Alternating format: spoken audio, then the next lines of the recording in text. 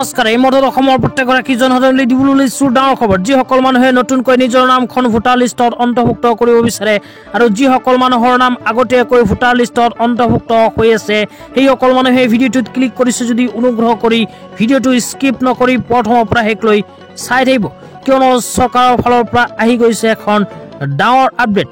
তো এইখন আপডেট অনুযায়ী যিসকল মানুহৰ নাম ভোটাৰ লিষ্টত অন্তৰ্ভুক্ত হৈ আছে আৰু যিসকল মানুহে এতিয়ালৈকে নিজৰ নামখন ভোটাৰ লিষ্টত অন্তৰ্ভুক্ত কৰিব পৰা নাই সেইসকল মানুহে অহা 8 জানুৱাৰীৰ পূৰ্বে কৰিব লাগিব বিশেষ কাম। তো কি কাম কৰিব লাগিব জানিবলৈ অনুগ্ৰহ কৰি ভিডিঅ'টো স্কিপ নকৰি প্ৰথমৰ পৰা শেষলৈ চাব আৰু মোৰ চেনেলত নতুন হ'লে প্লিজ চেনেলটো ছাবস্ক্ৰাইব কৰি মোৰ লগত থাকিব আৰু ভিডিঅ'টো শ্বেয়াৰ কৰি আপোনালোকৰ বন্ধুবৰ্গক চোৱাৰ কাৰণে সুযোগ প্ৰদান কৰিব। তো বলক ভিডিঅ'টো আৰম্ভ কৰি ভোটাৰ কাৰ্ড লৈ কি আপডেট প্ৰদান কৰা হৈছে চৰকাৰৰ ফালৰ পৰা এতিয়া আপোনালোকক জনাই দিওঁ। ভাৰত নিৰ্বাচন আয়োগৰ ফালৰ পৰা এনেকুৱা এখন আপডেট প্ৰদান কৰা হৈছে। ইয়াতে কি লিখা আছে, কি কাম কৰিব লাগিব অহা 8 জানুৱাৰী তাৰিখৰ পূৰ্বে আপোনালোকক বিস্তাৰিত জনাই আছোঁ। অনুগ্ৰহ কৰি ভিডিঅ'টো স্কিপ নকৰি প্ৰথমৰ পৰা শেষলৈ চাই থাকিব। ইয়াতে প্ৰথমে কোৱা হৈছে নতুন পঞ্জীয়ন। যিসকল মানুহৰ নাম এতিয়ালৈকে ভোটাৰ লিষ্টত অন্তৰ্ভুক্ত কৰা নাই, 18 বছৰ বয়স সম্পূৰ্ণ হৈছে সেইসকল মানুহে কিন্তু নতুনকৈ ভোটাৰৰ কাৰণে অনলাইন এপ্লিকেশ্যন কৰিব পাৰে আৰু নতুনকৈ ভোটাৰ কাৰ্ড লাভ কৰিব পাৰে। তো আপোনালোকে যদি এতিয়ালৈকে ভোটাৰ কাৰ্ডৰ কাৰণে অনলাইন এপ্লিকেশ্যন কৰা নাই বা আপোনালোকে ভোটাৰ লিষ্টত নাম অন্তৰ্ভুক্তিৰ কাৰণে অনলাইন এপ্লাই কৰা নাই, অতি শীঘ্ৰে আপোনালোকে অনলাইন এপ্লাই কৰি লওক। তাৰপিছত কোৱা হৈছে নাম অন্তৰ্ভুক্তিৰ ক্ষেত্ৰত অভিযোগ দাখিল বা নাম কৰ্তনৰ বাবে আবেদন।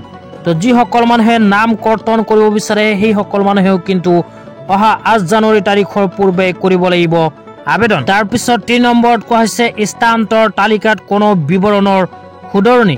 তো আপোনালোকৰ নাম যদি ট্ৰান্সফাৰ কৰিব বিচাৰে বা তালিকাত কোনো শুধৰণি কৰিব বিচাৰে তেন্তে অহা 8 জানুৱাৰী তাৰিখৰ পূৰ্বে কৰক আবেদন। তো তাৰপিছত আৰু কি লিখা আছে আপোনালোকক পঢ়ি শুনাই দিম, অনুগ্ৰহ কৰি ভিডিঅ'টো স্কিপ নকৰি চাই থাকিব। তাৰপিছত লিখা আছে আপোনাৰ সংশ্লিষ্ট ভোট গ্ৰহণ কেন্দ্ৰলৈ যাওক আৰু বুথ পৰ্যায়ৰ বিষয়াৰ সৈতে যোগাযোগ কৰক। পাছপোৰ্ট, ফটোগ্ৰাফ, বৈধ পৰিচয় পত্ৰ, বয়স আৰু ঠিকনাৰ প্ৰমাণপত্ৰসমূহ লগত নিবলৈ নাপাহৰিব। প্ৰয়োজন অনুসৰি প্ৰপত্ৰ 6, 7 বা 8 পূৰণ কৰক। তো এইবোৰ প্ৰমাণ পত্ৰ লৈ আপোনালোকে নিজৰ ভোট গ্ৰহণ কেন্দ্ৰলৈ যাওক, লগতে বুথ পৰ্যায়ৰ বিষয়াৰ সৈতে যোগাযোগ কৰক। মই যিকেইখন কামৰ কথা ক'লোঁ এই কেইখন কামৰ ভিতৰত যিকোনো এখন কাম আপোনালোকে যদি কৰিব বিচাৰে তেন্তে ভোট গ্ৰহণ কেন্দ্ৰত গৈ আপোনাৰ বুথ পৰ্যায়ৰ বিষয়াৰ সৈতে যোগাযোগ কৰক।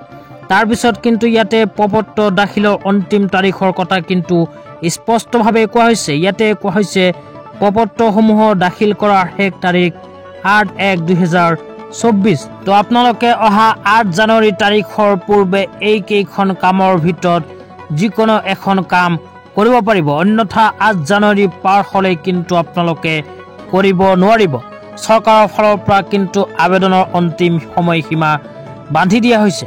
তো আজি ইমানেই। ভিডিঅ'টো চাই কেনে পালে নিশ্চয় কমেণ্ট বক্সত কমেণ্ট কৰি জনাই দিব, লগতে চেনেলটো ছাবস্ক্ৰাইব কৰি মোৰ লগত